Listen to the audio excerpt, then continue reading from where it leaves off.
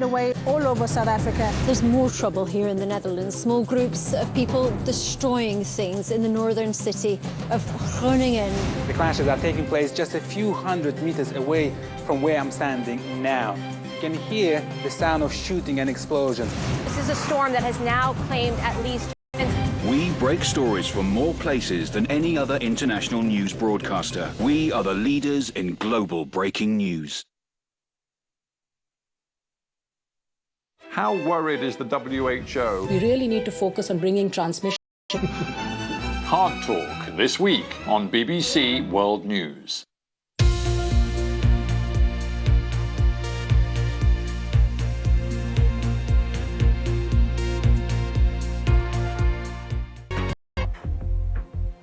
We are probably facing our last days, if not ours. The enemy is outnumbering us 10 to 1. They have advantage in the air, in artillery, in their forces on land, in equipment and in tank.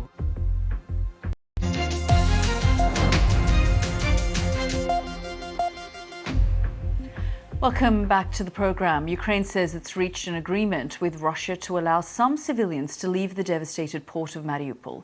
Ukrainian Deputy Prime Forces have repeatedly tried to storm it, and they've laid down another deadline to surrender.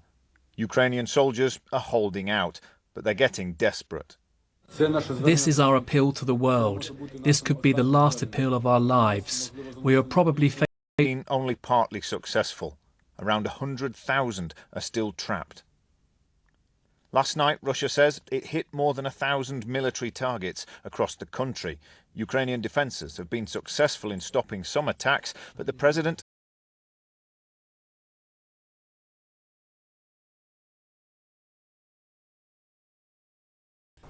International support is helping the war's refugees as well. These are temporary homes brought to Lviv from Poland. Aliona showed me where she and baby Yaroslav now sleep after they left their town near Dnipro. She's one of the people of Ukraine. It lasted a month, then a year, and now it's been going for 8 years. We tried to live through the 2014 war like normal people, trying to get by, trying not to think about it. But now war has come after us again. This is a sign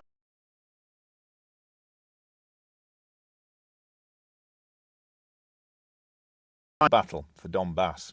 Dan Johnson, BBC News, Lviv.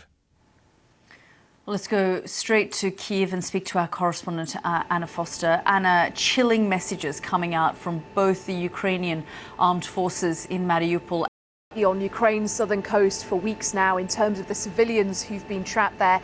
And now it appears also trapped there are the final vestiges of Ukraine's fighting forces in the city. We heard, as you were seeing there, the Marine commander building. And I think there is a feeling now that the battle for Mariupol, for that city which has been in many ways razed to the ground, is now in its final days. Yeah, Anna, we're just looking at some of those images now near the Azov. There's still so much uncertainty. There is, and you're right, we have, haven't we, so many times over the last few weeks, and particularly in relation to Mariupol, because they have, in other areas of the country, last week we were talking about maybe 6,000 people out of that city. You need to know that you can do it safely, that both sides have agreed to lay down their weapons so the civilians can leave in comparative safety. We've seen those agreements be talked about before and then fall through at Mariupol are refusing Russia's demands to surrender, and the Ukrainian government says bombs are being used to smash a steel plant, which has become the final stronghold of resistance. Our correspondent in Kiev, Mark Lowen, has been speaking to a relative of one of the last remaining against the siege of Mariupol. Perhaps a few hundred Ukrainian troops are defending it. The commander calls it hell on earth. But they seem to have refused another deadline of today set by Moscow for their surrender, protecting around 1,000 civilian defenders of Ukraine. He's been fighting in the steel plant. Her last message from him was more than a month ago. How do you feel about him being there? I feel terrible, honestly. So, we still had connection, because I didn't want to disturb him. And I was thinking, like, what would happen if one day I would receive a message that Max has died? Like,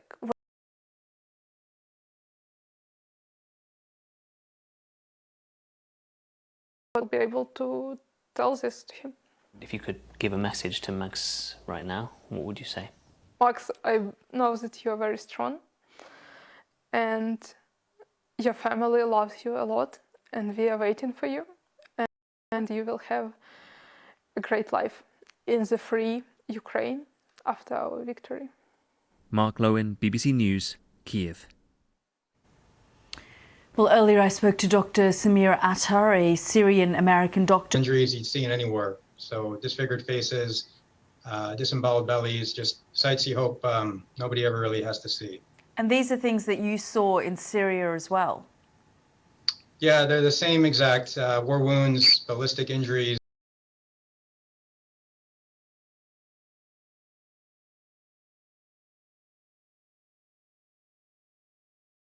Densely populated areas, places where civilians mostly live. Is that the kind of thing that you're seeing as well, especially in Kharkiv, when we were seeing a lot of the residential areas being targeted?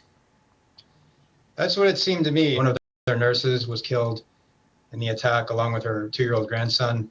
And then the day I left, the hospital was hit too. It blew out a bunch of windows and everyone was okay, but obviously that's still a very hostile, threatening environment. And it's the same, I guess, the same sort of tactics with the intent to take away hope and cause as much damage as possible.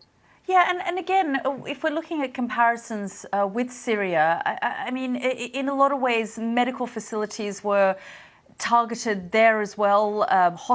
At least here, the war has only here been about 2 months, and the infrastructure is still intact. But the fear and the anxiety and the uncertainty, it's still there. I mean, when you're in a hospital and you're operating and the hospital is shaking from bombs and the windows are getting blown over as you work. Yeah, and in the back of your mind, I suppose, because as a doctor, you go there to do your job, to save lives, to treat patients, to see some of the most horrific things. But at the same time, your own safety is something that you have to constantly be thinking. In Kiev or Kharkiv, it's not the shape of the building or the equipment, it's really the people you're with in the sense of community and sense of spirit. And that's what got me through Syria, is the Syrian doctors and nurses who I worked with. And it's the same sort of courage and compassion.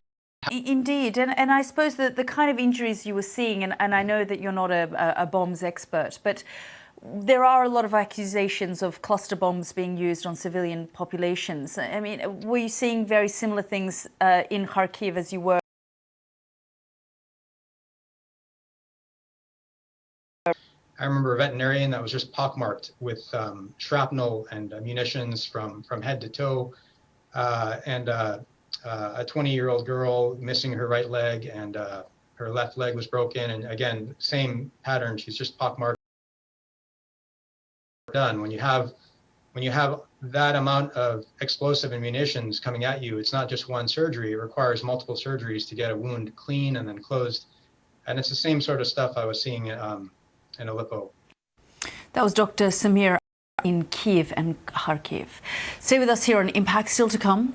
Prince Harry speaks about catching up with Queen Elizabeth and how he's making sure she has the right people around her for support.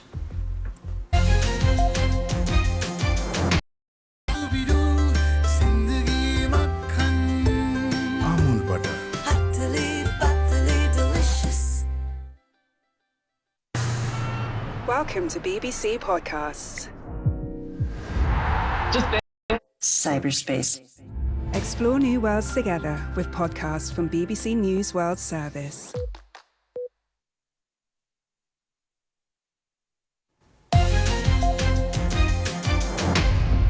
This is Impact. Is this for the region? I spoke to our correspondent Phil Mercer in Sydney. This is Australia's backyard. The Solomon Islands is an archipelago of about 700,000 people. It lies about 2,000 kilometres to the northeast of in the Solomon Islands too. So Australia is heavily invested in the Solomon Islands. So this new security pact between the Solomon Islands Prime Minister Manasseh Sogavare and the Chinese government has deeply concerned Australia. States too. Yeah, and this really is the first of its kind with a Pacific island, isn't it? I mean, we've seen Australia, the United States, Japan, India, known as the Quad, really come together Solomon Islands because of concerns about rising Chinese influence, not just in the Solomon Islands, but in the region more broadly. And the United States is, we understand, going to reopen that embassy. That's an indication as to it would allow China for the very first time to establish some sort of military presence in the Pacific, which is why Australia, New Zealand, the United States, Japan and others are so concerned. As far as China is concerned, it's scrambling to respond. Phil Mercer reporting there. Now, Prince Harry has said he's trying to ensure Queen Elizabeth is protected and has what he calls the right people around her. Speaking to the American TV network NBC. Most of the family have been strained ever since his withdrawal from royal life, but Harry has remained on good terms with his grandmother, the Queen. The two hadn't met for more than a year, until last week when Harry and his wife Meghan were en route to the Netherlands for the Invictus Games. Warm is reassuring given the concerns about her health, but quite what he meant by his suggestion that he is the person ensuring the Queen is protected and has the right people around her is unclear. She, of course, has the rest of her family around her, and unlike a hint from Harry that he may not remain in the United States forever. Home for me now is you know, for the time being, it's in the States, and it feels that way as well. Does it? Yeah, and we've been welcomed with open arms. Yeah. So, did he think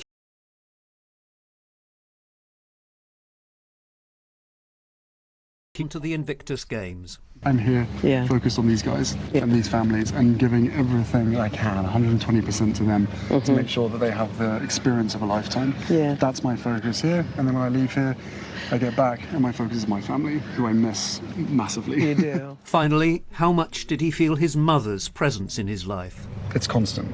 It has been over the last 2 years, more so than ever before. It's almost as though she's done her bit with my brother, and now she's very much like helping me. Got him set up, now she's helping me set up. That's what it feels like, you know. His life of service continued, Harry said. It had just relocated to the United States. Nicholas Witchell, BBC News. Entry fee. It's an effort to tackle overcrowding. Emily Brown reports. The floating city of Venice is a unique destination for the millions of tourists who, before the pandemic, flocked to these narrow streets and scenic squares. And more quality. We will have an experimental phase starting this summer by the booking of the visits. The entrance fee is set to be up to €10 depending on the season. People staying in hotels and local residents will be exempt. On the conflict to our website, including this exclusive interview done by the BBC's Joel Gunter with this Ukrainian soldier who's one of the last remaining fighters holding out against the Russian bombardment of Mariupol. He says,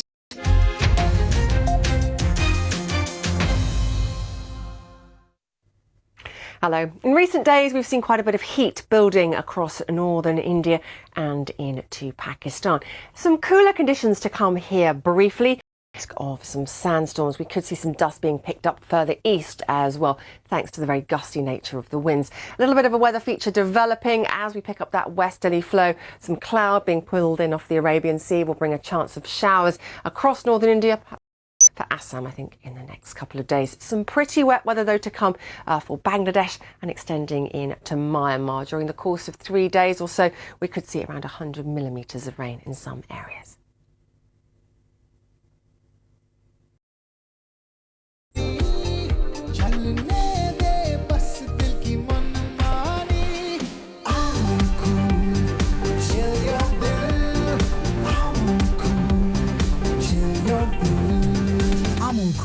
Chill your dill. B-Mark mustard oil. Mustard specialist द्वारा बनाया गया, करोड़ों द्वारा जांचा, परखा, आजमाया गया. The mustard specialist since 1933. बरसों से सरसों.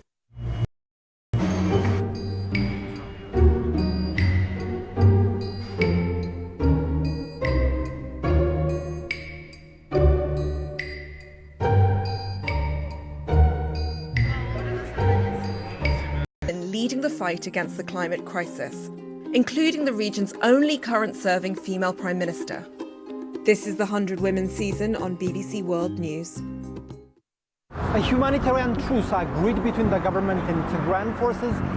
BBC experts check the facts behind the stories making the headlines. Go to the BBC News website and app to answer any questions you have about the big stories of the day. Reality Check. Get the facts straight. It comes as Ukraine says it's reached an agreement with Russia to allow some civilians to leave the devastated port. Ukrainian forces say they're holding the line in the east of the country despite intense bombardment in the Luhansk region. Russia says it has in a full lockdown as authorities try to combat the latest wave of coronavirus infections.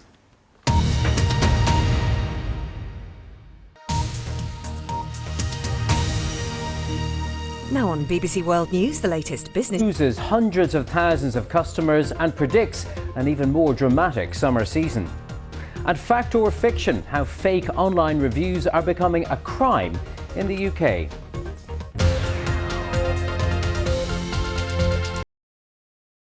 Are happening at once. It received a huge boost as a result of the pandemic. Lots of people stuck indoors, and as a result of that, a lot of people were using the service.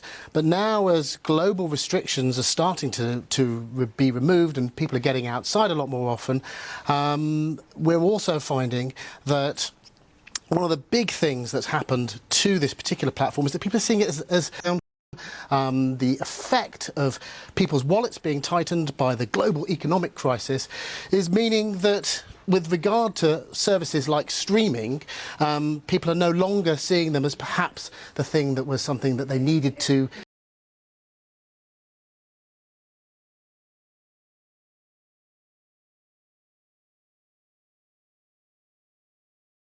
Hastings has suggested that while it's traditionally been a subscription-based service, that it might look at moving towards a cheaper tier which offers adverts. Now, for a lot of people, this is the worst of all worlds. You're paying for a subscription service and you still have to friends and what have you. I mean, will that ultimately raise revenues, or do they just risk cutting even more viewers off? It should make a massive difference to those revenues.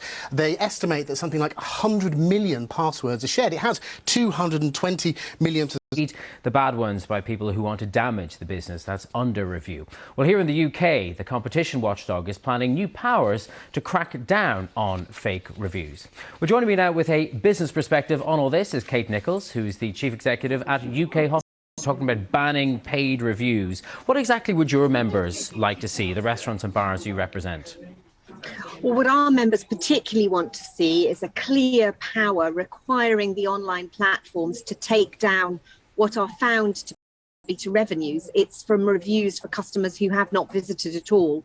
And that's an easier way to be able to demonstrate that. And what we'd like to see is where that's flagged with the online platform provider, that they temporarily take down that review until they have invested is objective, balanced reviews. What we're talking about here is extreme positions where you've got disgruntled employees, ex-employees, or you've got customers who are knowingly leaving a false review for something where they have an objection to the premises. Or Would you say that the ability of customers or for customers to leave reviews online, has it been a positive overall for your sector? It is positive because obviously it generates a large amount of social media, it generates marketing, it generates... Less than a year after buying it, it paid more than $7.3 billion for Grubhub at a time when lockdowns were driving businesses towards home food delivery services. But the Dutch headquartered firm is now refocusing on profits rather than expansion. Its chief costs are rising as the war in Ukraine continues to push up the cost of the grain that it uses. The company benefited from the easing of lockdown restrictions as customers returned to bars in the first 3 months of this year, in Europe in particular. Total sales growth of Russia's invasion of Ukraine and the rising cost of living, the candidates will have to make some serious promises to gain the confidence of voters. Thomas Michalski is an economics professor at HEC Paris, and he updated us on some of the key economic battle points. This is going to try to address are slightly different, but they're on the left. So Le Pen is going to aim for the worker class vote, and she's going to talk about the pension age. She's going to talk about the cost of living, more outsourcing of governmental services to private contractors, and so on. Macron, on the other hand, will support the young vote, ecologists. He will try to portray Le Pen दादी कहती थी कि special खाना दिल से बनता है और दिल की बात सिर्फ पी मार्क जानता है। P mark, the mustard specialist since 1933। बरसों से सरसों।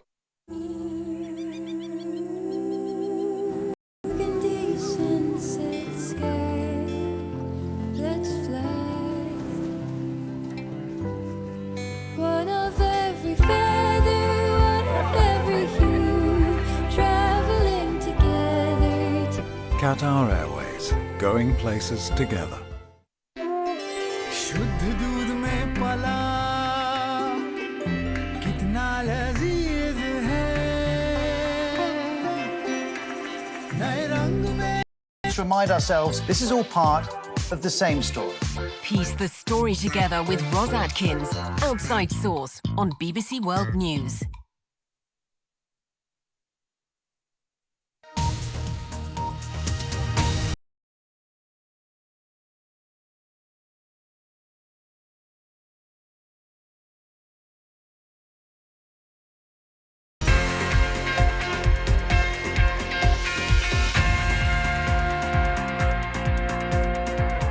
Hello there, I'm Ollie Foster. We're live at the BBC Sports Centre. Here's what's coming up for you on Sport Today. Grand Slam ban Russian and Belarus after a humbling night at Anfield.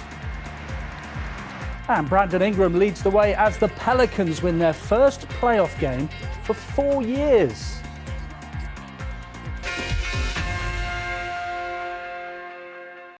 But the French Open hasn't imposed a ban, and not the men's or women's tennis tours, where players from those countries compete as neutral athletes. Here's our sports correspondent, Joe Wilson. Wimbledon may bask in tradition.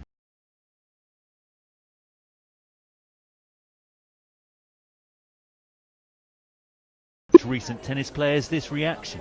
Alex Dolgopolov says, a big thank you to Wimbledon and UK for stepping up and showing the world an example what needs to be done to stop this madness. The International Olympic Committee has urged scenes of Wimbledon are known the world over. Thus, its decisions will generate global reactions. Russia has already called any ban unacceptable. Some tennis authorities are also likely to be unhappy. But even here, there is no roof. Continues at Manchester United after they were torn apart by Liverpool 4-0 on Tuesday. Former players have been lining up to put the boot in. Roy Keane says the club's got no soul. Paul Scholes described United as unrecognisable. The players are hopeless. That was from Gary. It's not happening at Manchester United, you know, at every level. And this is what needs to be sorted out in the next coming years. So a new structure at the club, and you know, there'll be a lot of new people there who it's an absolute going to challenge, and in the end we're going to fight, that's for sure. Until the end we'll try to play good and get results. That game at City is one of 4 in the Premier League on Wednesday. Chelsea be looking to consolidate 3rd in the table. Arsenal, they've lost 3 in a row with their top, secure a record equaling 10th title if they better Marseille's results against Nantes. It's a full programme in France. PSG at Angers, travel without the injured Lionel Messi. Still 6 games left in this season, so it's a question of when, not if. NBA playoffs now. Brandon Ingram top scored with 37 points for the New Orleans Pelicans in their victory over Phoenix Suns. The best-of-7 series is now level at 1-1. The Suns' Devin Booker had a superb start. He scored 31 points in the first half. 85 to 114, the winning margin. It's their first playoff win since 2018. After the game, the head coach full of praise for his top scorer. This is one of his best, and it was on a big stage. I'm proud of that young man. He tied at 1 apiece. Over in the East, the Miami Heat, the top seeds there, have gone 2 up in their series against Atlanta Hawks.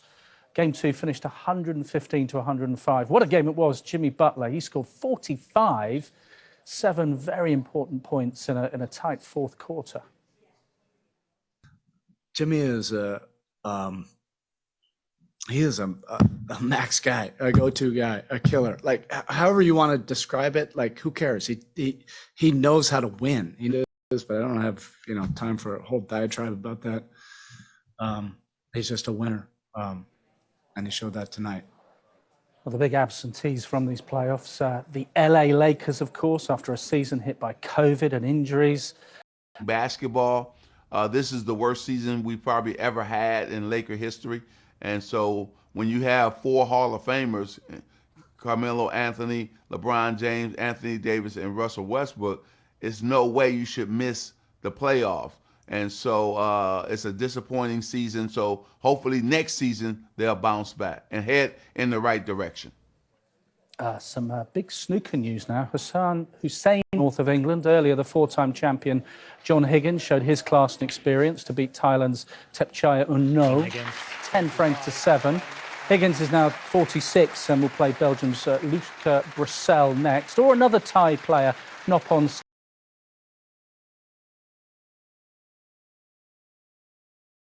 3 up against Kyron Wilson. That match plays to a conclusion in the next few hours. For all the latest, of course, you can go to the BBC Sport website. The lead story on there at the moment, Wimbledon's decision at the second tennis Grand Slam of the year. Ollie Foster and the rest of the team, goodbye for now.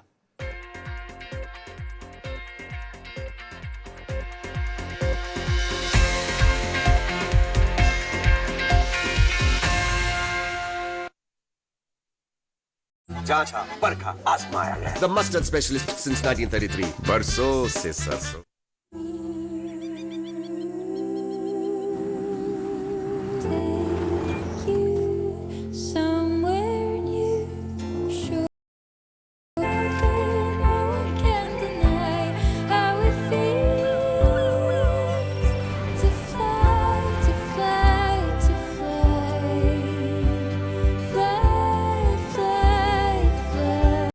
What is really going on? BBC World News America. On the Belarusian side, migrants started throwing rocks and bricks and branches towards the Polish forces. A week of commemorative events in honor of Archbishop Tutu is well underway all over South Africa. There's more trouble here in the Netherlands. Small groups of people. Place just a few hundred meters away from where I'm standing now. You can hear the sound of shooting and explosions. This is a storm that has now claimed at least 14 lives overnight. You had people rushing to their basements. We break behind legendary games like Half-Life 1 and 2, as well as the Steam digital store, which dominates the PC gaming scene. The device itself feels a little bit like a Switch, which has been down to the gym and spent a plethora of control options. Touchscreen, joysticks, haptic force feedback touchpads, D-pad, triggers, A, B, X, Y, and grip buttons underneath. All of them combine to make the PC. But the touchpad here is really making up that lack of mouse. The big advantage that this machine has over most new devices is its enormous library of games. On the Steam Deck, games like Control or Fallout New Vegas all work fine though, even with the graphics settings maxed out.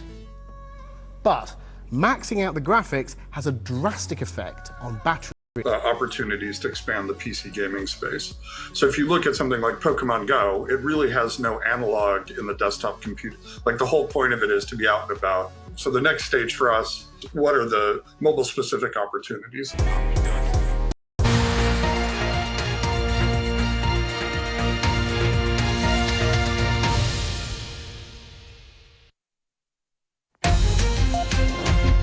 Hello, this is Impact. I'm Yalda Hakim. Russia's deadline for Ukraine equipment and in tanks. We hear from a Ukrainian journalist who's been documenting war crimes committed by Russian forces, including abductions and forced deportations. The Prime Minister of the Solomon Islands insists a new security pact with China.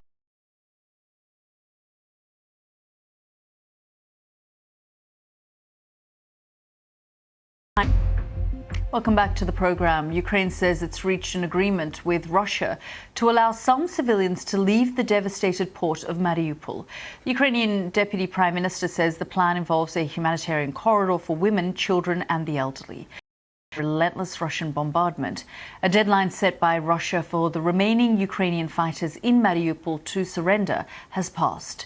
Elsewhere, there are reports of thousands trapped in the city of Izium, known as the gateway to the Black Sea. 10 to 1. They have advantage in the air, in artillery, in their forces on land, in equipment and in tanks. There's a new agreement to get more residents out of the bombarded city. It is unfair that Ukraine is still forced to ask for what its partners have been storing for years. If they have the weapons Ukraine needs, if they have the ammunition we need, it is their moral duty to help protect. Then it lasted a month, then a year, and now it's been going for 8 years. We tried to live through the 2014 war like normal people, trying to get by, trying not to think about it. But now war has come after us again. They're digging in and ready to fight. Although some ground has been lost to the Russians in the east, they have had some early success in holding back this new offensive in the battle for Donbass. Dan Johnson, BBC News, Lviv. Our correspondent in Kiev knows that he's alive. In the fog of war, Russia's ferocious firepower is unrelenting. The Azov-style steel plant still holding out against the siege of Mariupol. Perhaps our family is from Sumy, that's on the north of Ukraine, northeast. Olena Nikolina's cousin Max has gone from village boy to one of Mariupol's last defenders of Ukraine. He's been fighting in... Maybe I was not talking to him as much as I should while we still had connection, because I didn't want to disturb him. And I was thinking, like, what would happen if one day I would receive a message? Yeah, totally. I would have never imagined my cousin to become a true hero of Ukraine and hero of Mariupol. There's obviously a very bitter sense of pride, in a sense that he is in life-threatening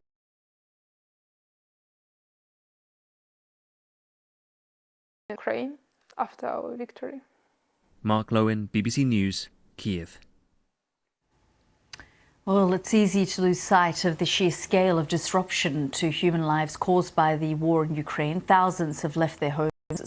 I spoke to the independent journalist Olga Tokaryuk, who has been monitoring these movements. Well, I think in every war, there is, of course, a lot of talk about military actions and the soldiers, but it's also the civilians who are suffering. Me, personally, as a journalist, I'm trying to do exactly that. And I partnered with some Ukrainian human rights defenders with whom, we are in touch, we know each other, to tell these stories and to talk about their efforts. People are considered, as abducted, as those who were disappeared, basically after being taken away by Russian forces. And we shared some of his name is Volodymyr and his brother Nikita. They were taken by Russian soldiers to their base that they created in this village. They were interrogated there. They were suspected in, sharing geolocation of Russian positions with their mother and their older family.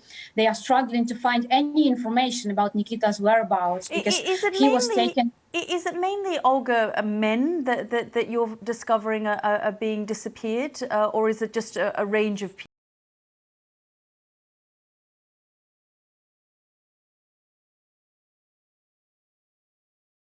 Cross. This is not International Red Cross. This is Ukrainian NGO who are working in Kyiv region, and they were taken by Russians to Belarus, and through the territory of Belarus, they were then brought to Russia proper. We know their story because these stories are only now, we're getting them to know only now because there are people who have been released, and also some territories that have been deoccupied, like Chernihiv region, and Volodymyr, who is, able to tell his brother's story. But there are places or move on. What's actually happening to them? Well, we know that the pattern is usually like this. They are taken to Russia. If the area from which they are being abducted is close to the Russian border, they go there.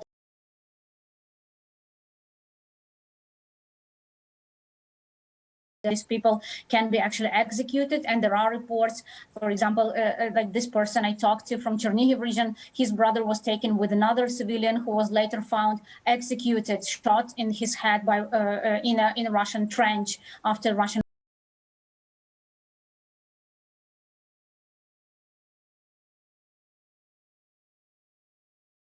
on the displaced people of Ukraine. Now to the rest of the day's news, and China has reported just under 20,000 new coronavirus cases. These are the first officially acknowledged deaths since 2020, but China has been accused of returning to a full COVID lockdown. Steve McDonnell has more from Beijing. Tangshan's just one of the many cities currently locked down. I mean, there are dozens of towns and cities locked down in China at the moment. Really are struggling to manage it still. I mean, at times it's been completely chaotic. There are signs now that residents of that city are not going along with what the government says. They're not coming downstairs to have their tests, as be much more sick than they are. And this includes very old people, frail, elderly, people who are weak, people who have other sicknesses are being made to go to these squalid isolation facilities. And it all seems vaccinated. Steve McDonnell reporting there. Stay with us here on Impact. Still to come, scientists here in the UK have identified bacteria linked to an aggressive form of prostate cancer. We'll hear from one of the experts on the team who made the discovery to find out.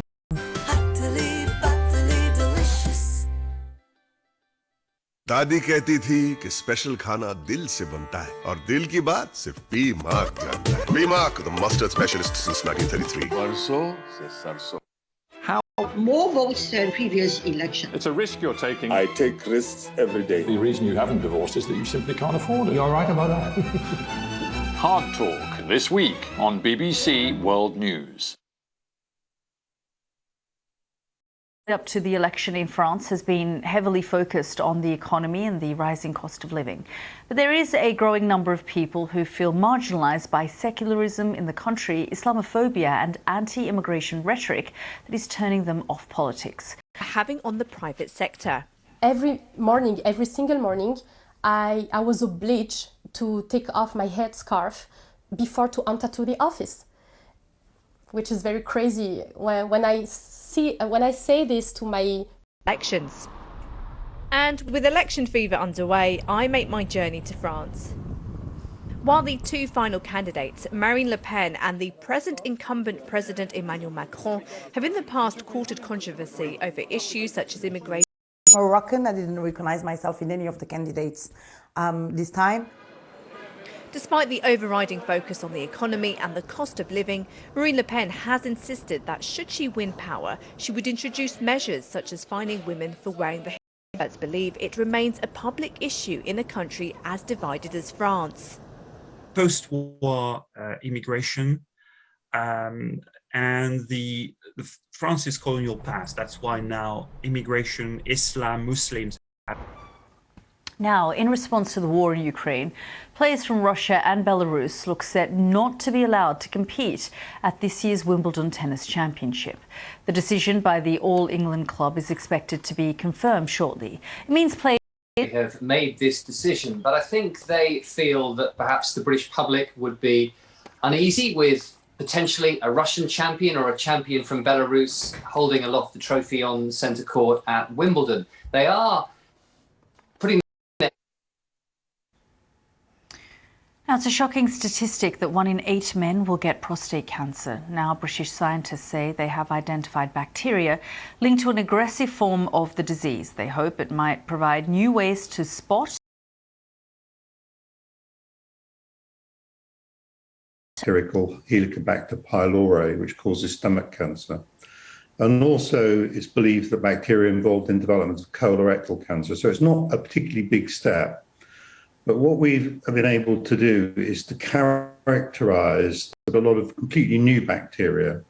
And then we've been able to follow up patients with prostate cancer with time and show that there are probably 5 of those bacteria that are associated with what we're able to test now. The studies that we've done are really a big stepping stone. We've been able to characterize the bacteria that are present, identify particular bacteria that may be the culprits in causing prostate cancer, to see whether those mechanisms are involved in altering cells to form so they become cancerous. That's Professor Colin Cooper speaking to me there a little earlier. Now, Prince Harry has said he's trying to ensure Queen Elizabeth at Windsor Castle last week. Our royal correspondent Nicholas Witchell has more. His relations with the rest of the family have been strained ever since his withdrawal from royal life. But Harry has remained on good terms with his grandmother, the Queen. Harry's comment that the Queen was on great form is reassuring given the concerns about her health. But quite what he meant by his suggestion that he is the person ensuring the Queen is protected and has the right people around her is unclear. Yeah, there's lots of things with security issues and everything else, so this is what I'm trying to do, trying to make it possible that, you know, I can get my kids to meet her. A question about relations with his father and brother was deflected onto the Invictus Games. I'm here focused more so than ever before. It's almost as though she's done her bit with my brother, and now she's very much like helping me. Got him set up, now she's helping me set up. That's what it feels like, you know. His life of service continued. The yacht has been linked in some reports to oligarch Suleiman Kerimov, who is a target of US and European Union sanctions over Russia's invasion of Ukraine. The Amadea is thought to be worth $325 million.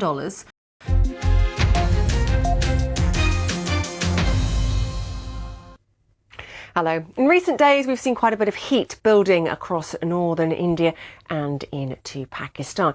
Some cooler conditions to come here briefly, thanks to Hindu Kush down into Afghanistan for Thursday, a weather front approaching northern Kazakhstan. Temperatures here tending to rise in the next few days as we pull across some warmth from the Middle East.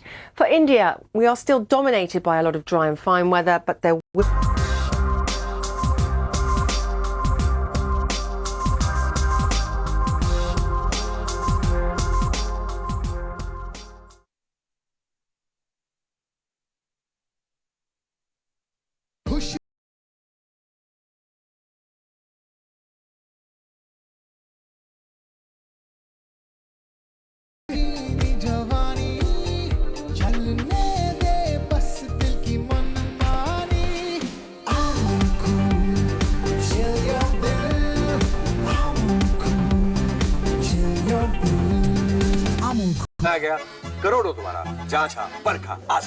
The mustard specialist since 1933. Barso se sarso.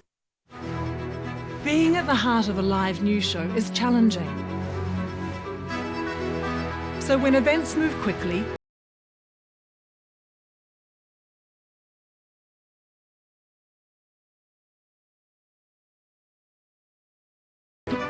I feel like we're doing a job that matters. You're live with Lucy Hawkins on BBC World News.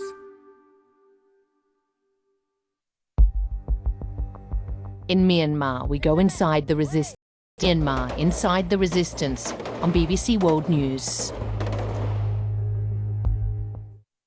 The Pacific Islands are on the front lines of the climate emergency. As the world met for the COP26, I travelled there with Russia to allow some civilians to leave the devastated port.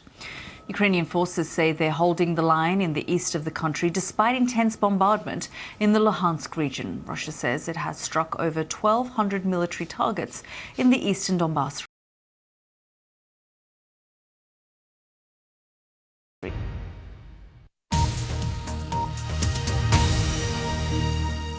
Now on BBC World News, Hard Talk asks tough questions in interviews with people who are shaping the news. With the West have cost a host of individuals their freedom. The Islamic Republic has imprisoned citizens from the US, Britain and a number of other countries for spying. Now the charges may be trumped up, but Tehran's determination to after 804 days behind bars. Is it possible to heal after such a shattering ordeal?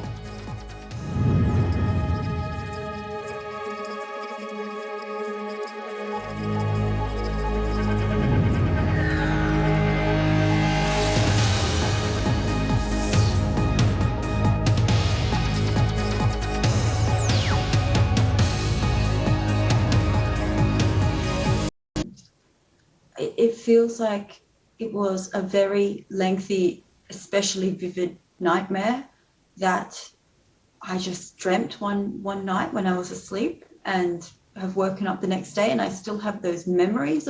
Come further down the track, and I haven't processed through it all yet. So this, I mean, it's a funny word, processing, but you're still processing, are you? That's absolutely true, at least in my case, that when I first came back from Iran, I was just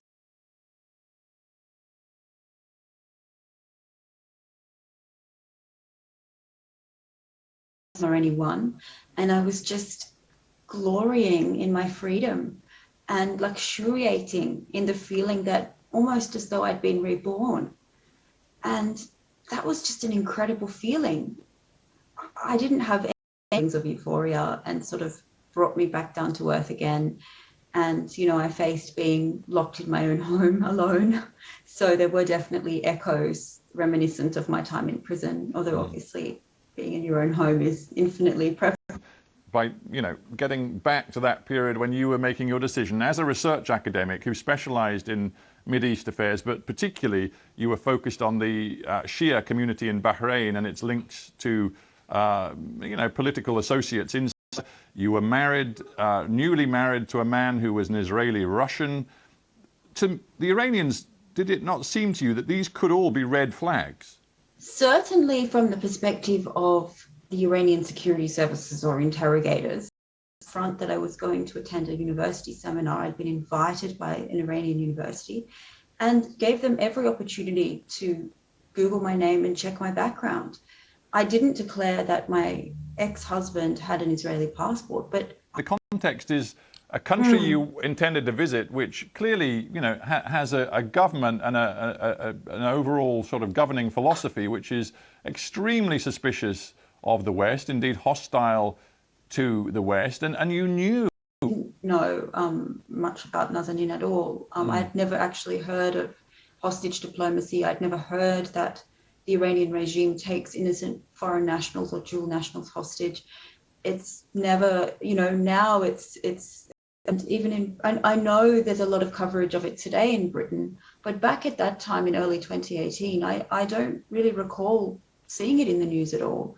Obviously, there are far more than, you know, just a couple of British nationals story, because they can concoct anything, they can spin anything. You know, that my trial, Nazanin's trial, the trials of numerous others were a complete farce. They were a sham. So they're not interested in innocent or guilty. They're not innocent. They're not interested in what country you may have visited 10 years earlier or not. And in my case, I guess I was naive, but I didn't think that my profile coming to Iran just for a couple of weeks, invited by an Iranian university, I didn't think that that would be Iranian Revolutionary Guard Corps. I think it was the 2A wing of the prison. You were in solitary confinement. At what point did you realize this wasn't just some terrible sort of mix-up, but you were in real deep trouble? Days. And it was only when they threw me in solitary confinement 1 week after my arrest, after several days of solitary, did I digest the fact that I'm going to be here for some time. Not even paperwork, nothing in English anyway. I had no idea who they were. I didn't know I was in Evin prison. You know, I was so confused and discombobulated by everything that was going on, and in such a state of panic and shock that I think it was. They come to breaking you, because it's clear the techniques they used, the constant interrogations, the threats, the insinuation that you could be locked up pretty much forever, the sleeplessness, the lights on all night. You know, they were very, and they want you to tell them everything you know. I can't say that I was never broken. At least I felt broken many, many times. I felt complete and utter despair. There was one moment, actually it was supposed to be enacted. I remember lying on the floor of my cell and falling into such a deep well of despair that I couldn't physically move my limbs. My brain was sending signals to my arms and legs, and I could not pick myself up again, whether that be a day later or hours later or whenever it may be, and continue to struggle to survive and find some sort of tiny fleck of hope I could cling to. It took the Iranian authority, given who you are and your background and the way you've told your story, but nonetheless, I do have to ask you, have you figured out why they targeted you and why they did? But basically, a Bahraini guy who I met in Qom, which was the location of the university seminar I was attending, I interviewed him informally. I had a few informal chats with him. I popped up on their radar because of this individual.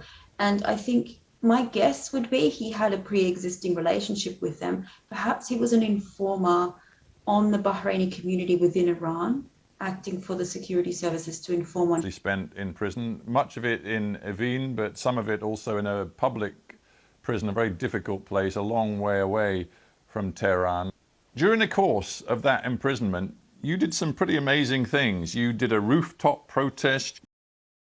I can still make difficult moral decisions under pressure that I saw others not be capable of making. I learned, and this was really important to me, maintaining my integrity throughout.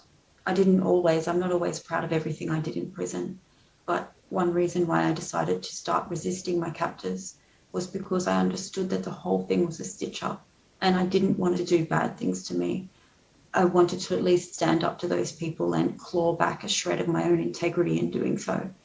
So I think I have a firmer grasp of my own strength of character, and I guess behind the scenes, trust in us, that's the best way out of this. That didn't work, did it? And are you angry that for so long you were given that advice? I'm not angry at the Australian government because I am grateful to them. You got out because there was a de facto deal done over prisoners. A couple of Iranians held by the Thai government who were suspected of involvement in terror activity in Thailand, they were released, and at the same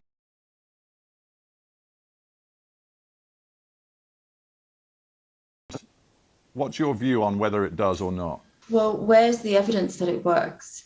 In the case of Iran, and I'm not disputing that it ever works, I think we need to always approach these cases of arbitrary detention on a case-by-case. Whose case has been kept quiet has actually benefited from that. The Iranians, I don't see an evidence base to suggest that A, that's being given to families by the British government, by the Australian government and others. If you speak out, your loved one in prison will be harmed. But my experience shows the opposite. If there is a media spotlight and a public campaign on that individual in an Iranian, what are you not doing to get this person out? Are you doing enough? Could you have done more? Nobody wants that kind of scrutiny. But I think it's up to the governments themselves to make the argument that this is in the person's interest. Right. And unfortunately, what we've seen critical of that, I don't think it's the right approach. I want to bring it back at the end, Kylie, to the personal. You said to me very powerfully that, I learned a lot about myself, and I actually, in some ways, it made me a more confident person, confident of my own strength. Coming home after such an experience, you don't prepare yourself for it, because when you're in prison, all you're doing is thinking about that moment of freedom and that day that you get on that flight and you leave Iran and you land back on home. It goes for my family, the government officials involved, everybody's focused on that really important moment of getting you out. And obviously it's the most important thing, your freedom. But then what comes next? It is into prison, and everything froze for me.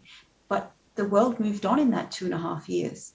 And other than losing, 2.5 years of pop culture and history and world events and developments and music and film and whatever, I had this chunk missing from my brain from that.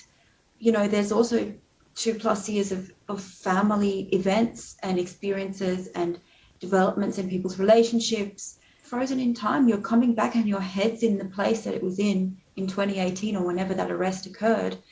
But the world is sped forward in time and you've remained in that place.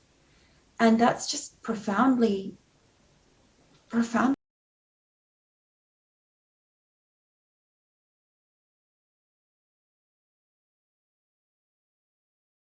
life you would have had this experience in Iran never happened? I hope not.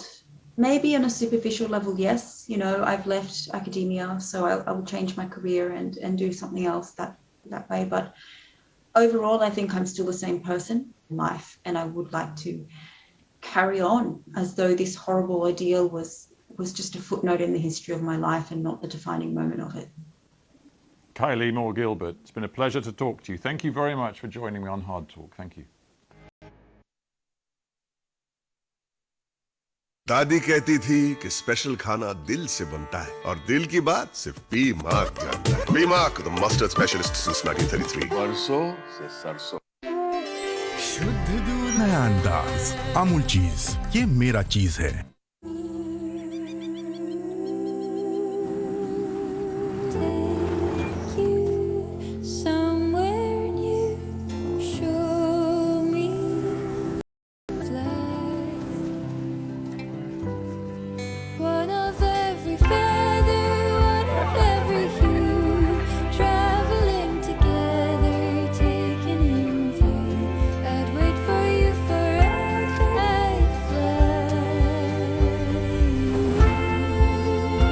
Wherever you go in the world, one airline goes further to make it feel exceptional.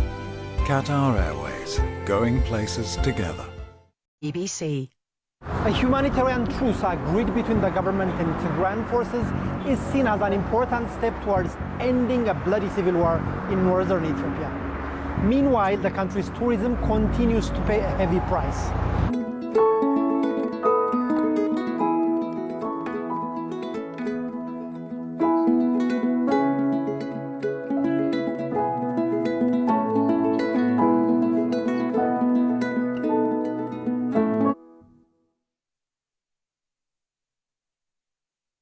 BBC experts check the facts behind the stories making the headlines. Go to the BBC News website and app to answer any questions you have about the big stories of the day. Ukrainian Marine commander says his soldiers won't give up, but pleads for help. We are probably facing our last days, if not hours. The enemy is outnumbering us 10 to 1. They have advantage in the air, in artillery, in their forces on attacks in the Donbass region. Live in Kyiv as Ukraine watches the developing battle and hopes for victory. Wimbledon bans players from Russia and Belarus from competing in this year's sure the right people are around the Queen to protect her.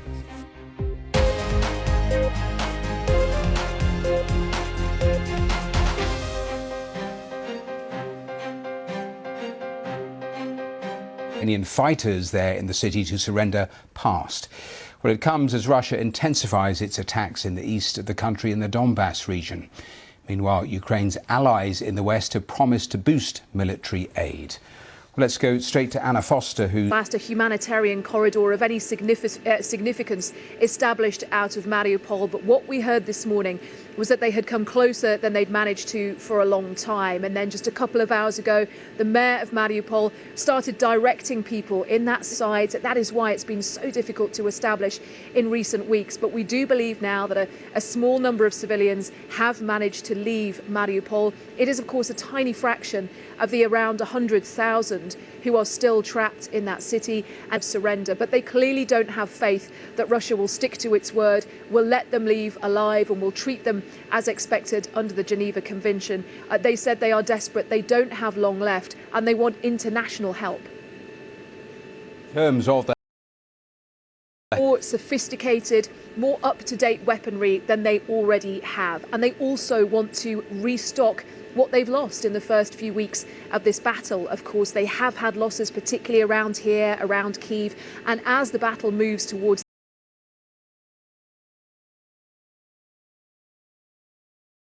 weapons and who were storing them had a moral duty to give them to Ukraine to help them in the next phase of this battle, because he said without it, more towns and more lives would be lost. Well, my colleague Dan Johnson in Lviv has been looking at the latest development. Hours. The enemy is outnumbering us 10 to 1. They have advantage in the air, in artillery, in their forces on land, in equipment and in tanks.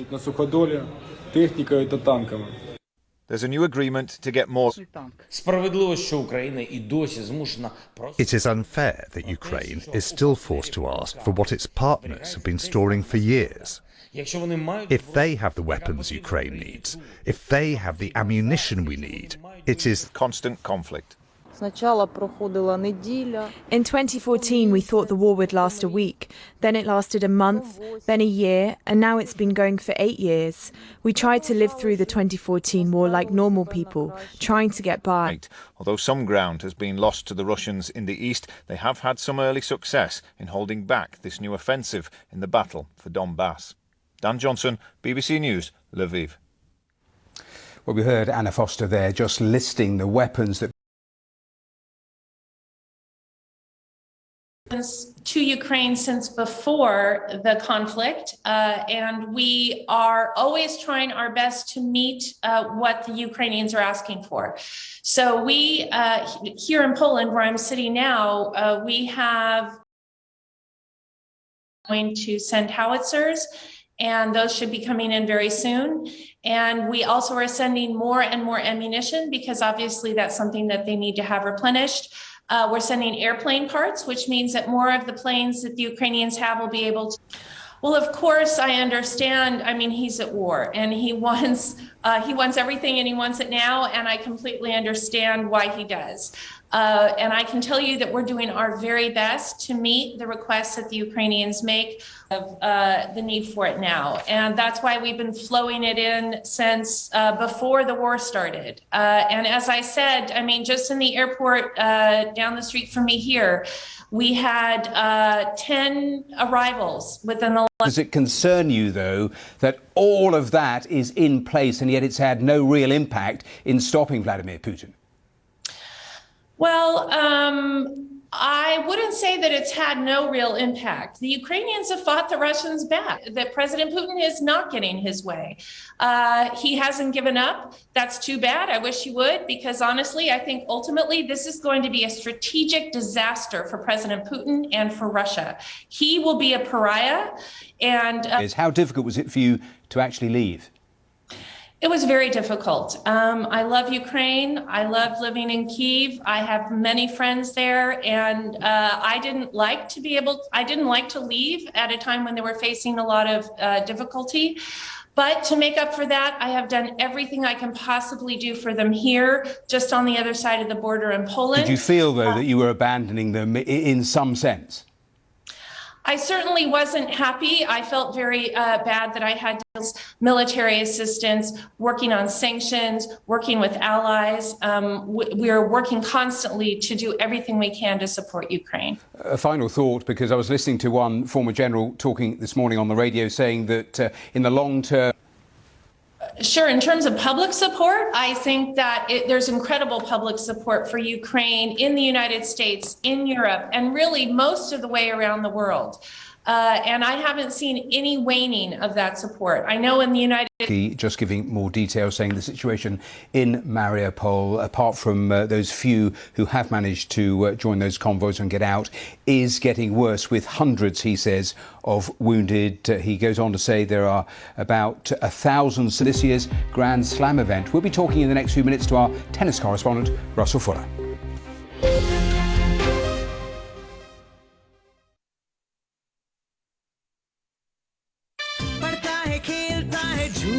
To have to deal simultaneously with significant institutional systemic reform. Africa will always remain important for me, and so I will continue doing what I do. Most people are not going to represent it. When big names talk, they talk to the BBC.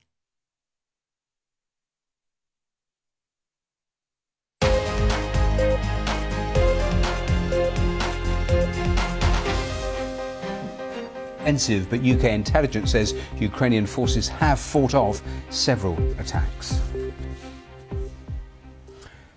Now to other news, because one person has died and almost 30 were injured during anti-government protests in Sri Lanka on Tuesday to finance vital imports. The country has requested emergency financial help from the International Monetary Fund. Let's talk now to Alan Keenan, Senior Consultant on Sri Lanka for the international think tank Crisis Group. Thanks so much, Alan, for being here. Supply, power is in short supply, fuel prices and the prices of everything are going up, which is what the protests yesterday were about. But there's a deadlock. I mean, the protesters are demanding the resignation of the president, Gotabaya Rajapaksa. Although the situation, the economic crisis. Well, I mean, it was predicted, and this is what is infuriating so many Sri Lankans, is that this was a train wreck that everyone saw coming except the president and his close advisors and his political party, which refused to extending budget deficits. The state is too big and doesn't tax enough to pay for itself. So all that's been known for a while. But when Gotabaya Rajapaksa came into power in late 2019, a few months later, he said, you've got to go to the IMF, you've got to start changing the way the economy is run, and he refused. And this is the explosion that's come now. So that's where we've ended up. You talked about the logjam. How do you see this resolving?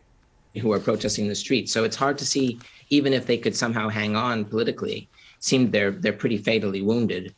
But the real risk is that they will cling to power through violence, which is and hopefully the. And good to talk to you. Thanks very much for being here with us. Thanks for your time.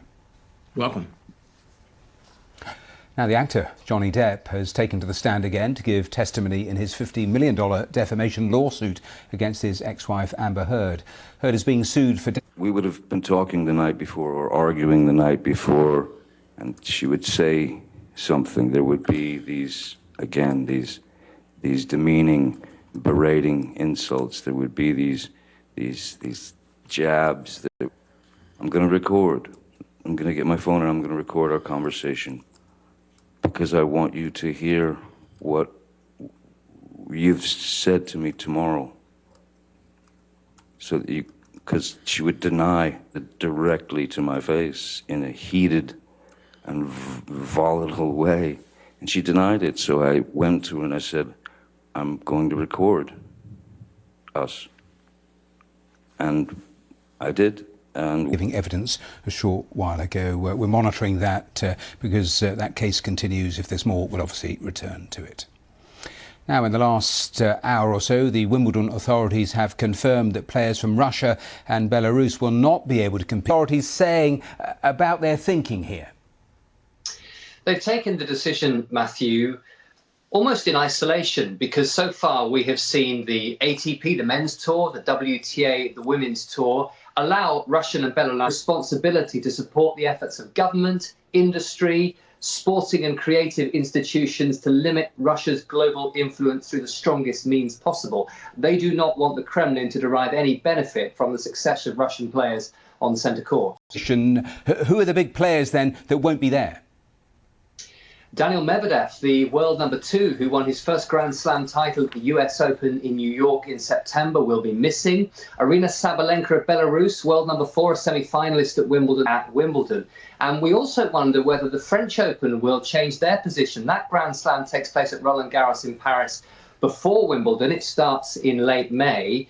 And as things stand, Russian and Belarusian players, their names appeared. Yes, that's interesting because you take me on to where I wanted to go, which is you have a very interesting situation now with different Grand Slam events doing different things. So I suppose a lot of focus on what happens at the French Open. Now they know what is planned for Wimbledon. Those I spoke to at a prestigious tournament in California in March were of the view that actually it wasn't really fair to prevent individual athletes from plying their trade as long as they weren't competing under their own flags. It was fine to ban them from team competition, but not from individual competition. Now, that was the position. I think gradually, as I was suggesting, opinions are changing and evolving because of the length and the brutality of the conflict in Ukraine. Yes, like all strands of this major story, it is so fluid. Russell Fuller, thanks for bringing us right up to date about the Wimbledon developments. We're going to take a short break. We're back with much more on Ukraine here Some cooler conditions to come here briefly, thanks to this western disturbance rolling through. Colder air following in behind it. Strong winds as well across a large swathe of northern India. And for the deserts of Rajasthan, that will mean certainly a risk. Down into Afghanistan for Thursday, a weather front approaching northern Kazakhstan. Temperatures here tending to rise in the next few days as we pull across some warmth from the Middle East. For India, we are still dominated by a lot of dry and fine weather, but there will be some more in the next couple of days. Some pretty wet weather though to come for Bangladesh and extending in to Myanmar. During the course of 3 days or so, we could see around 100 millimetres of rain in some areas. The mustard specialist since 1933. Barso se sarso. 300 million years ago, there was no Africa, Asia, Americas, or Europe bringing bear to the air. Turkish Airlines. Singapore's the gateway to a continent, a melting pot of languages and culture, rich in history, yet relentlessly modern. And it's the perfect in Ethiopia. Meanwhile, the country's tourism continues to pay a heavy price.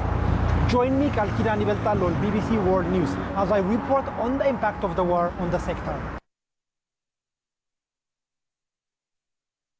The war would be devastating. And correspondents covering both home and global events Get a deeper understanding and find out what is really going on. BBC World News America. This continues, but it's claimed Ukrainian forces have fought off several attacks in the Donbass region. One other main headline on today's programme, Prince Harry tells US TV he wants to make sure the right people are around the Queen.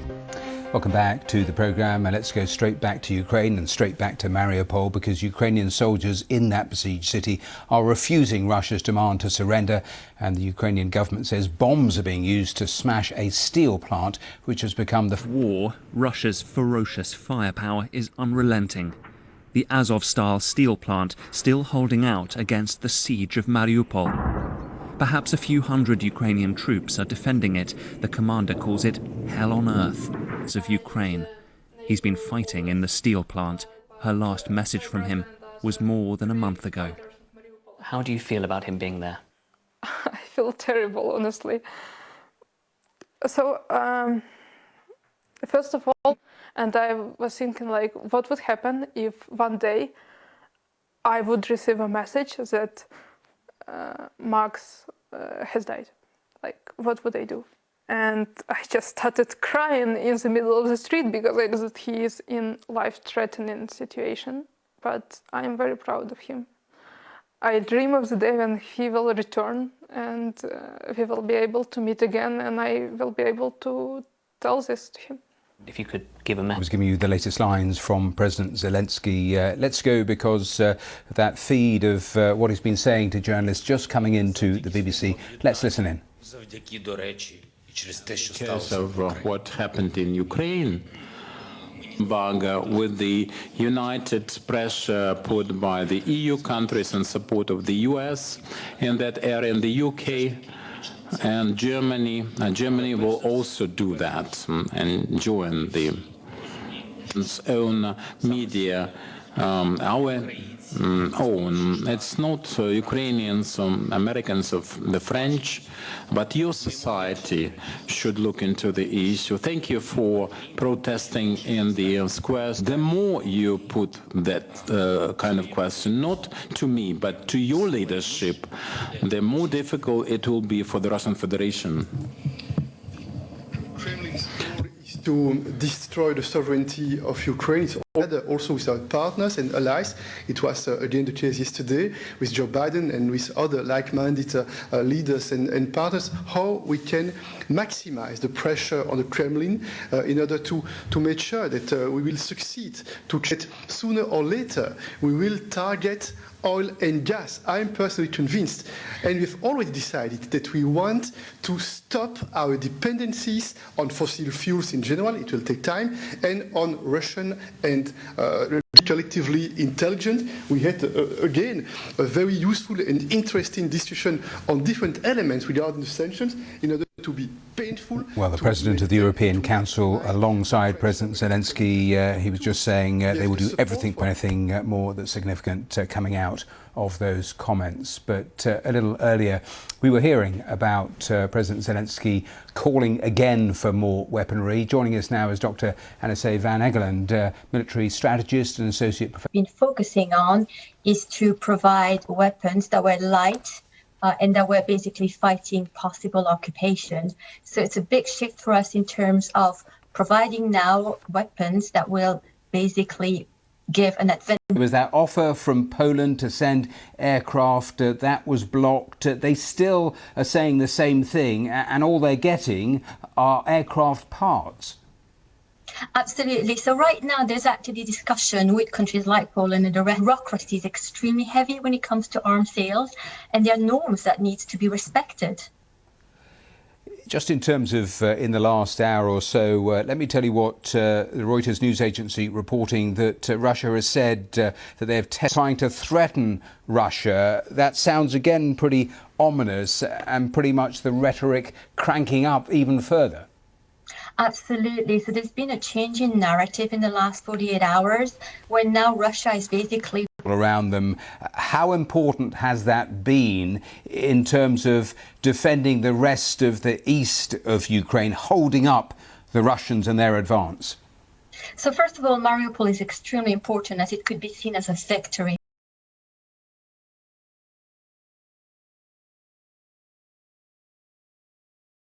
Battle for Donbass is a case of sequencing, he thought, trying to achieve one thing at a time with Vladimir Putin. If he's successful in the Donbass assault, they will move to the south and attack Odessa and perhaps again Kyiv. The maximum aim, he thought, remains. Do you share that?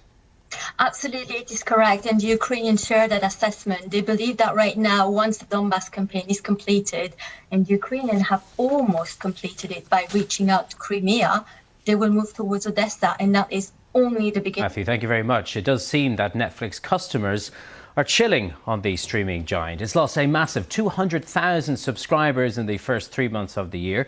This after it raised prices in key markets and faced a host of new competitors. The company has... At the same time, we've also seen hugely increased competition. We've had the likes of Disney Plus, Discovery Plus, Paramount Plus, all joining in this world in which Netflix previously dominated. What that means is it puts a lot of pressure in terms of the amount of time. They struggle to find ways to recoup the huge investment they're making in content. So just last year, Netflix spent around $13.5 billion on content. That's forecast to rise to around 17 this year. If they can't increase the number of subscribers, Netflix estimated that around 100 million households globally are actually involved in password sharing. That's almost half of Netflix's total customer base. It's a very large number, and I think to a certain extent it was put out there to create some excitement for password sharing for a number of years. So this is not an entirely new strategy. But the challenge it has at the moment is firstly technical, can it actually do it? Secondly, how are consumers going to react? The reality is not all households and not all subscribers, even on... Dominic Sanibo there. Now, if you are like me, you don't buy anything online without checking the reviews first. Whether it's a new gadget, a restaurant for Saturday night, or perhaps a hotel in which to rest your bones. But we do know that there are fake and fraudulent reviews out there on fake reviews. Well, let's get some analysis now from Katie Alpin, who's Head of Strategic Insight at the UK Consumer Advocacy Organisation, Which, and she joins me now from South London. Thanks for being with us, Katie. The plans talk about genuine experiences, and for me, that's what this really comes down to. When those reviews are being posted, whether they are being paid for with free goods or with vouchers for the purchasers or traded on social media sites, it all comes down to the same thing. It's purposeful and large-scale manipulation of fake reviews here, and that's what the UK government have done today. Do you think there's a risk that perhaps we risk making it too difficult to write reviews with not just the regulations talked about today, but the kind of things that lots of industry groups... For a smaller business who's establishing themselves, those first online reviews are absolute gold dust in proving to people that they're real and they're going to meet their expectations. So for me, today's announcement about clearing up fake reviews is going to give honest businesses out there a level... More than 10 years working as a royal editor of a British newspaper.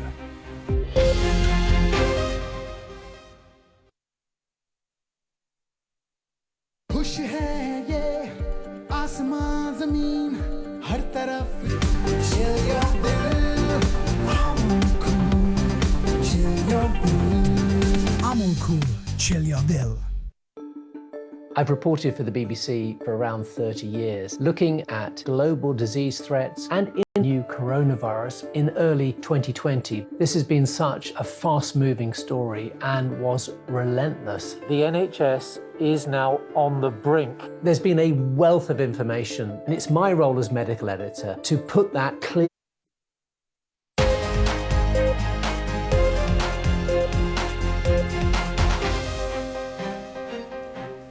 Welcome back to today's programme here on BBC World News. Now, Prince Harry has said he's trying to ensure the... with me, and I'm just making sure that she's, protected and got the right people around Well, her. you make her laugh. That's what she always says.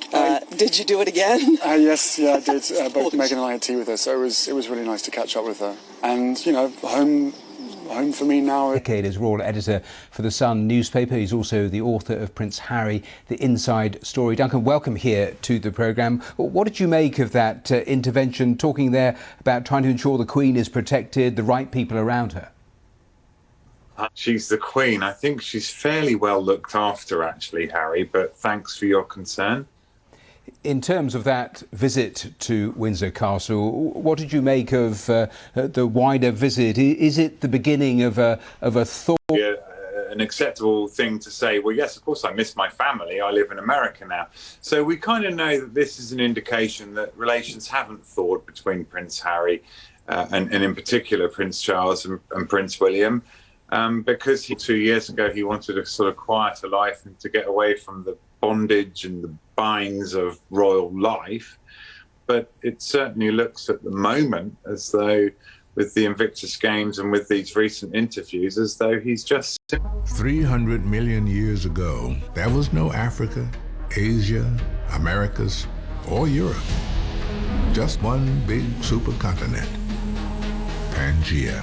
And today, there is still a force connecting.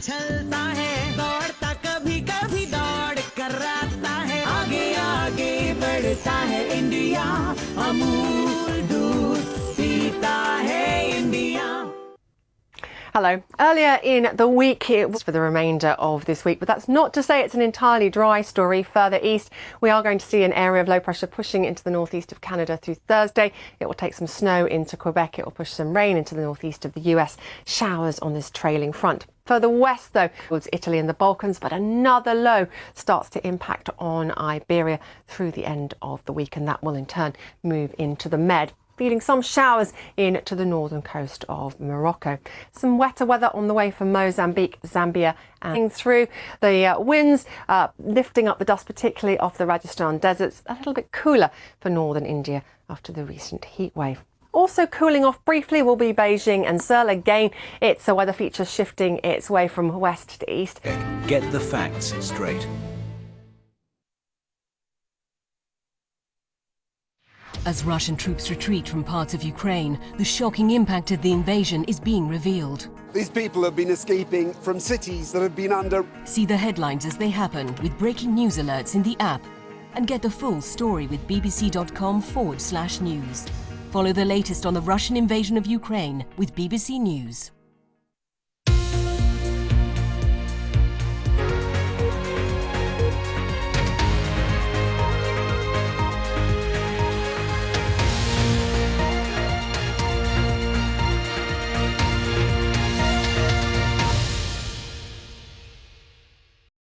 The enemy is outnumbering us 10 to 1. They have advantage in the air, in artillery, in their forces on land, in equipment and in tank.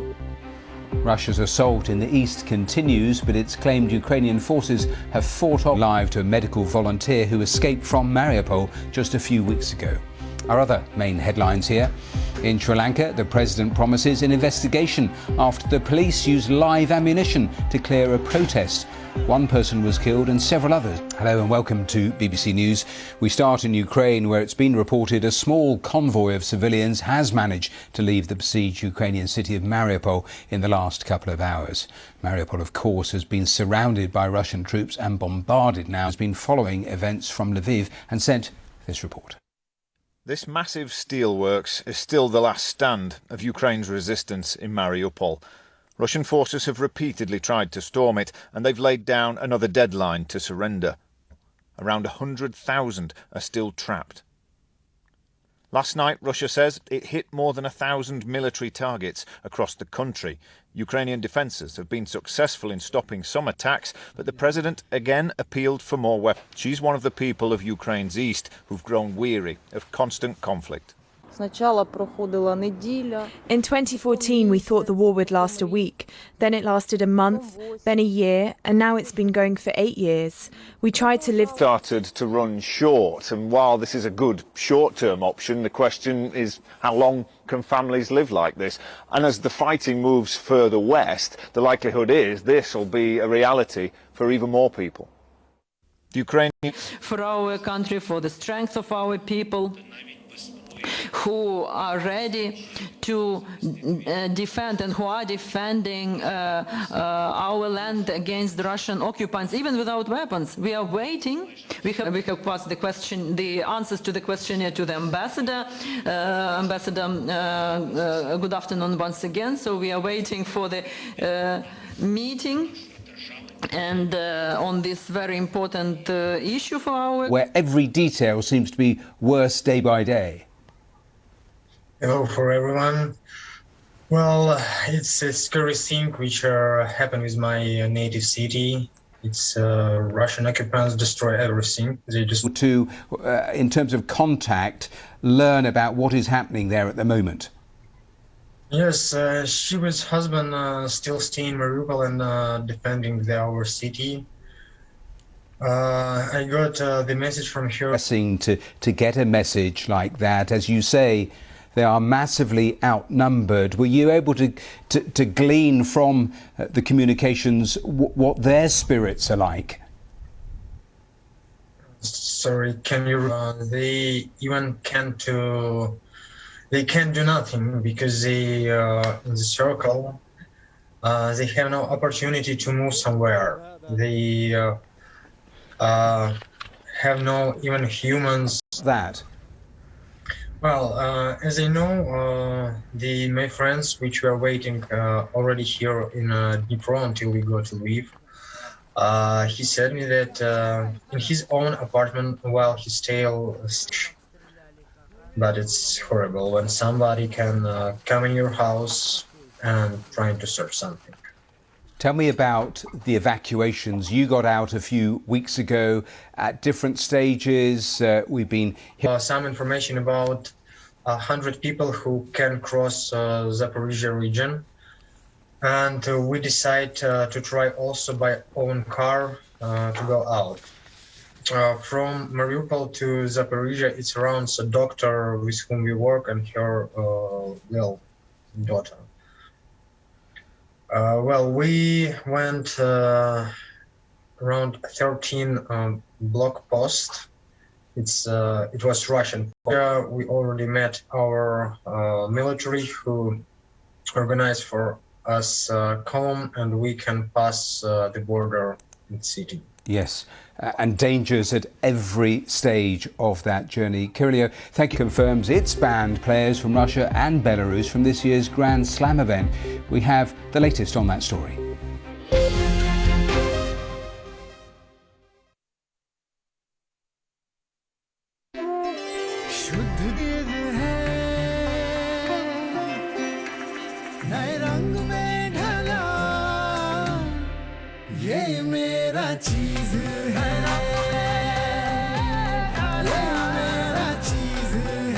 Prepared to sacrifice everything to restore democracy. Our World, Myanmar inside the resistance on BBC World News.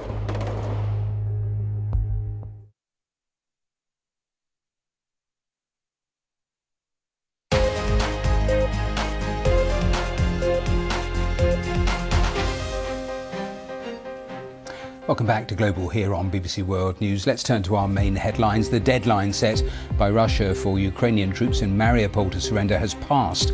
Fighters in the besieged city say they desperately need help. Russia is trying to capture the eastern Donbass region in a new offensive, but UK ended protests in Sri Lanka on Tuesday.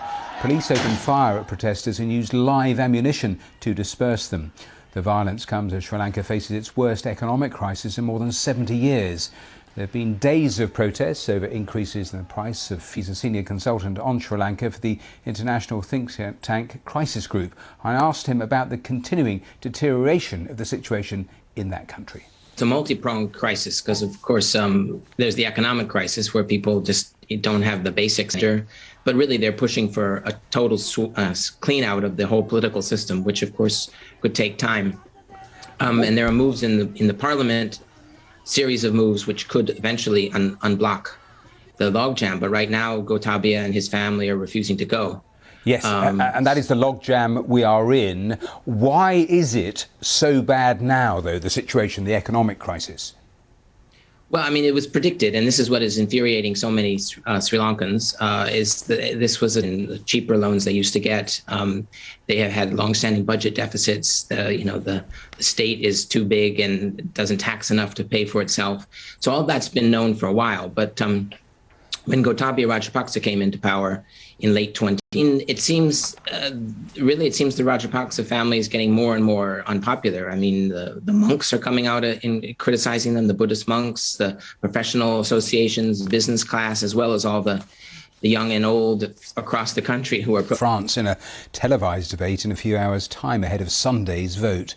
The lead up to the election in France has been heavily focused on the economy and the rising cost of living. But there is a growing number of people who feel marginalised by secularism in the country. Nora Fakim has been hearing the experiences of some French Muslims in London and Paris.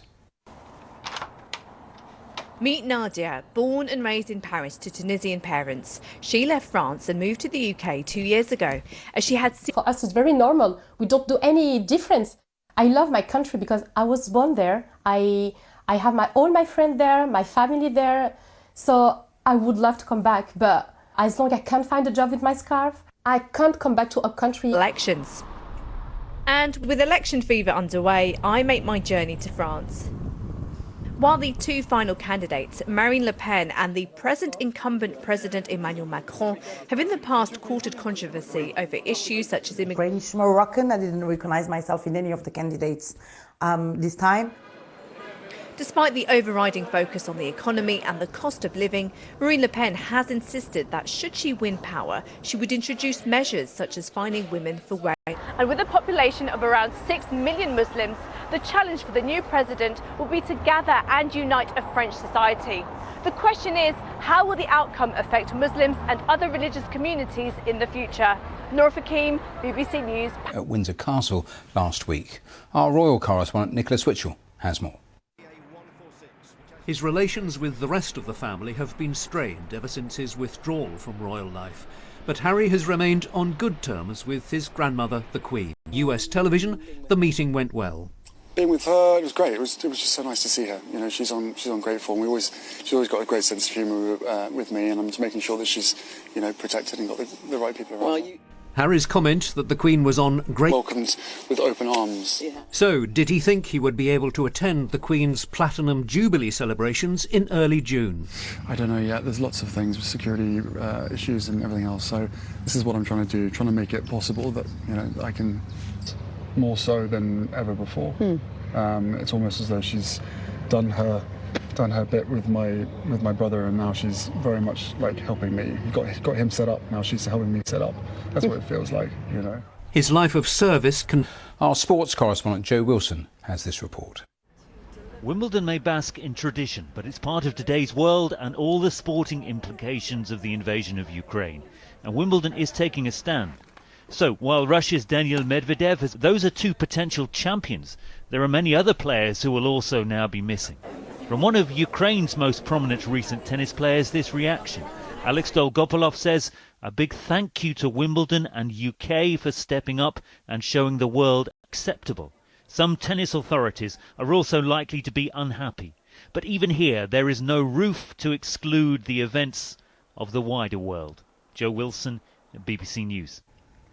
Well, let me bring you the latest on this story, because the ATP, more story connected to Ukraine, because authorities in Fiji say they blocked a super yacht reportedly owned by a sanctioned Russian oligarch from leaving the island nation's waters. The yacht has been linked to some reports to the oligarch Suleiman Kerimov, who is there right across the country. So that is all coming up in half an hour's time. So hopefully you can join me then.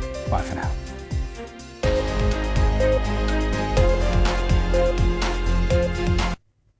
Hello. In recent days, we've seen quite a bit of hit down into Afghanistan. For Thursday, a weather front approaching northern Kazakhstan. Temperatures here tending to rise in the next few days as we pull across some warmth from the Middle East. For India, we are still dominated by a lot of dry and fine weather, but there will be some more Bangladesh and extending into Myanmar. During the course of 3 days or so, we could see around 100 millimetres of rain in some areas. And correspondents covering both home and global events. Get a deeper understanding and find out what is really going on. BBC World News America. Join Simon Sebag Montefiore as he discusses. It won't be long before we're all living in this virtual universe. AI is changing the world. That's Click on BBC World News.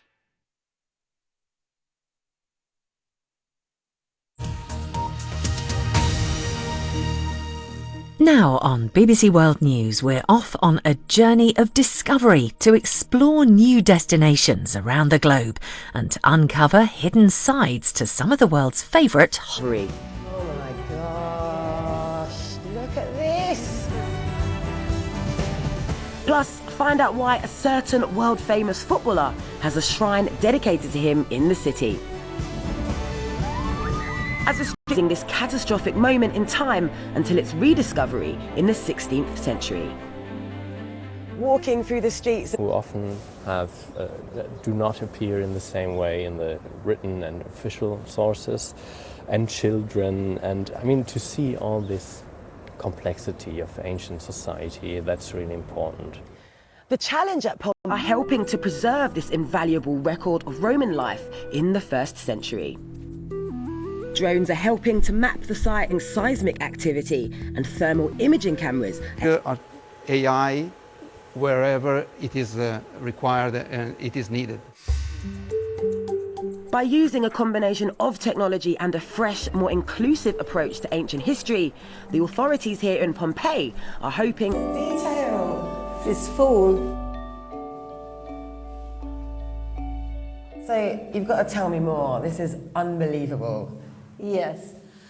So this is maybe one of the most beautiful tombs in the world. To meet the people getting us excited about travel again and hear their plans for the new normal. Today's trip is to Staffordshire, and to reach the gates of my chosen attraction, I'm catching the monorail. Inverted coaster. It also happens to be Sean's favourite. It's an aggressive start to the day.